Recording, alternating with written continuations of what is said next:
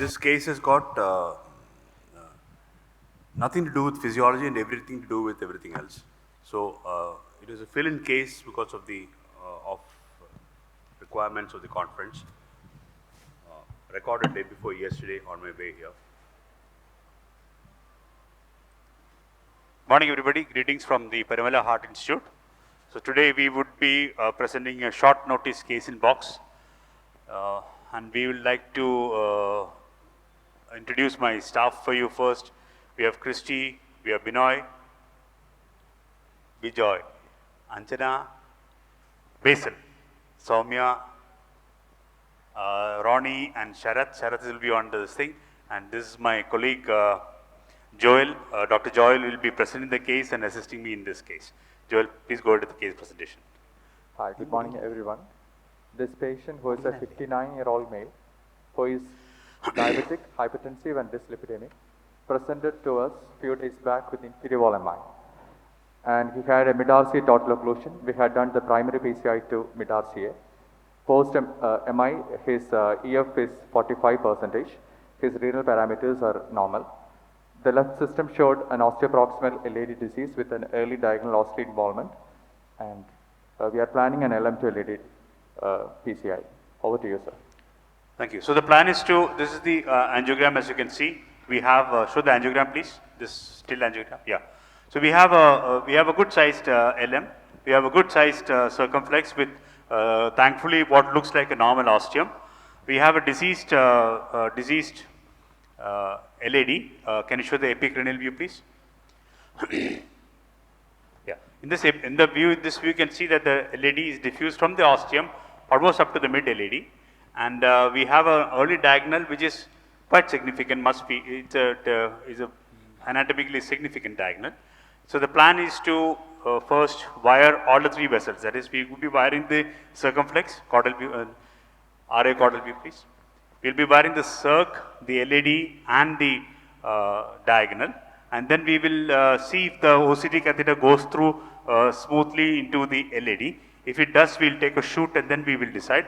If it doesn't, then we will do a small gentle dilatation of the LAD with a 2 millimeter balloon, and then we will take the OCT and then we will take on from there depending on how the diagonal osteum looks like. Okay. So now can I have the wires please?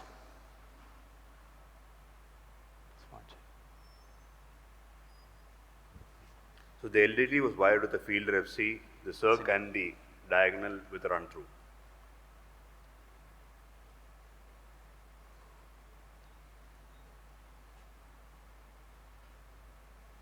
Then we did serial dilatation with the two balloon first.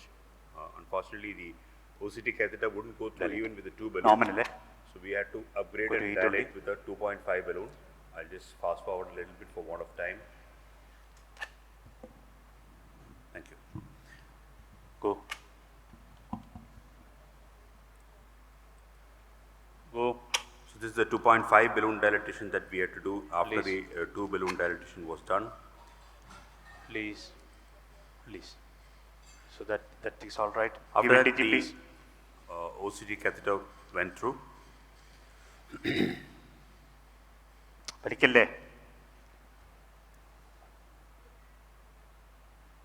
OCT I would just like to show you. It's a left system OCT, slightly deeply engaged guide catheter, and we will be using saline for this OCT to just show that it can be done. That's all. This is the setup of the OCT. Nothing. Okay. Pre-PCI. cc saline. So I'm again trying once more with the saline OCT. There will be some contrast in the. So the contrast that is used to check the 1.5 to 2 ml that will be retained in the guiding catheter, that will help us to start the run. That's what usually done. Rest of the injection is done with pure saline, so that we use about 15 ml of saline and about 2 ml of contrast. As you can see, initial part of it, you can see a little bit of contrast that is there in the system. As the catheter keeps coming back, you can see there is no more contrast. So the proximal to the LAD to the mid to the LMC is done with only saline. We'll avoid another shot because there is too much of dissections there. Predominantly, it was done with the saline with a little bit of contrast that was there in the. This thing, please get the wires out properly. This is where we take the dimensions, we analyze. You see that the 2.5 balloon has caused extensive dissection of the vessel. So give me the stent wall. size, please. 2.75, what is the distal stent I'm going to put, and what is the proximal stent I'm going to put? So this we are analyzing the area of landing zone. This is the landing zone in the LM. It's a significantly big vessel, and you can see as we come forward, this is the lesion, the proximal. So just discuss the OCT, please. Landing zone, how much diameter? So that's the distal landing zone that we are planning to How much is it? identify. EL to EL, distal landing zone is about 2.9. So we'll take a 2.75, come to what is the length of the stent? I need somewhere to, up to there only. So we decided to divide into two different I'll stents. take a 2.75, 23 so that I don't the dimensions are totally different. overlap on top of the diagonal ostium. Okay. Give me stent please, 2.75, 23. കുറച്ച് നീളത്തിലെടുക്കേണ്ട വിഷമമുണ്ടോ?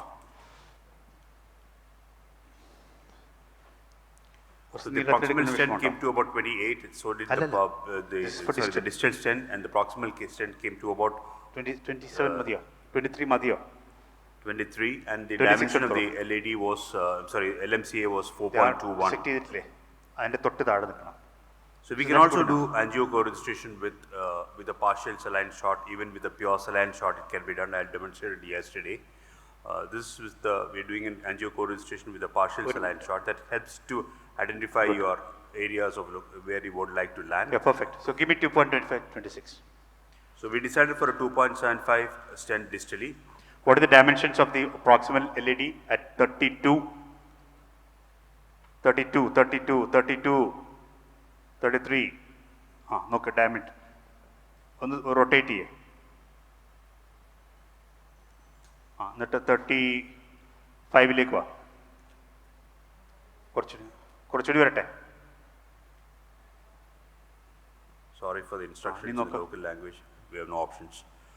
So that is the landing zone of the proximal part of the distal stent, and the distal part of the proximal stent is about 3. 4.1. Huge. So you have 4.2 in the LMCA, you have 3.2 So we'll take a 4 for the left main. Proximal LAD and 2.9 in the distal LAD. So we divided into two stents. We are taking a Medtronic Frontier. Come it's to RO cordon, please. It's a 2.75 into, I'll just cut the volume here. It's a 2.75 into 28 that we put distally. I made sure that I don't overlap the ostium of the diagonal that is there. It's a significant diagonal. So once that was deployed,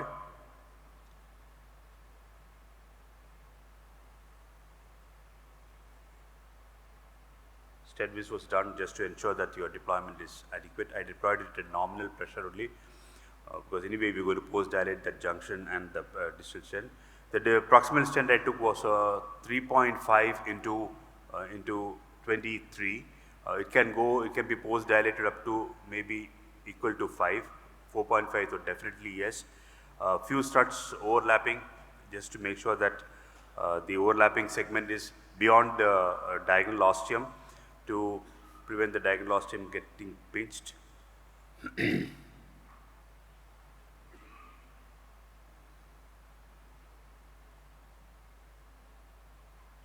Once that was done, the stent was deployed proximally. You can see that the proximal part of the distal stent is not expanded well.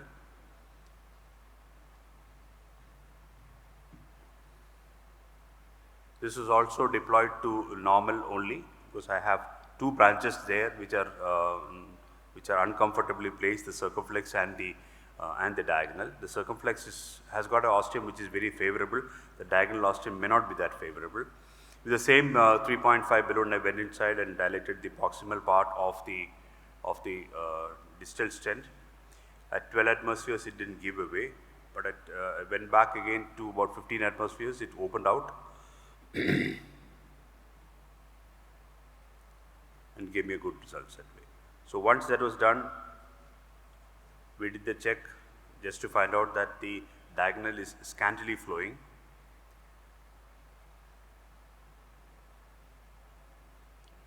Seems to be flowing all right, but there's a hesitancy.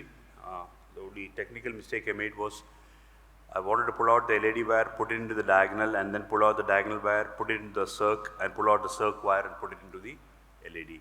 The sequence went wrong. I actually pulled out the diagonal wire first. So since I've already pulled out the diagonal wire, I put that into the circ. Although I did attempt to rewire the diagonal, it wasn't very favorable and it was flowing all right, so I left it at that.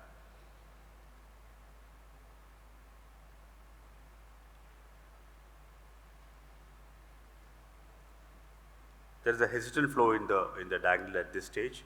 Then we took a pot balloon. This time I took 4.5 into 8 balloon, kept it across the proximal most part of the proximal stent. It is well placed across the ostium of the circumflex. Did a pot there. Post-pot we did another OCT run. This is very informative OCT run because we have to see the two different ostia here. That we have to see the ostia of the circumflex and ostia of the diagonal. So now when I do a post case OCT, I have two difficulties that I'm facing. One is that if I try and get the guide coaxial too much, I'm going to create problems for the proximal part of the stent. And the vessel has become really big. So instead of using pure saline, what I do now is I use a combination of 30% contrast or 40% contrast and 60% saline. Aim being to keep the quantity of contrast used less as possible. So this is a contrast which is about in a 20 ml syringe. I have about 4 ml of contrast, 5 ml of contrast, and 15 ml of saline. This helps me in multiple ways. It helps me to see whether I have created a distal perforation or any other damage. Nothing. So this is the ostium of the circumflex. You can see it's reasonably well opened, and that's the ostium of the diagonal there below. It's got a stud across. We did try rewiring, didn't work, but since the flow was good, we left it at that. And the ostium of the LED was flowing. The distal part of the landing zone, all the other parameters were very good, and we could eventually get away with a good result. Just run once again. You can see that all the stent expansion is good, apposition is good, areas are very good, and we could manage to finish the case with this result.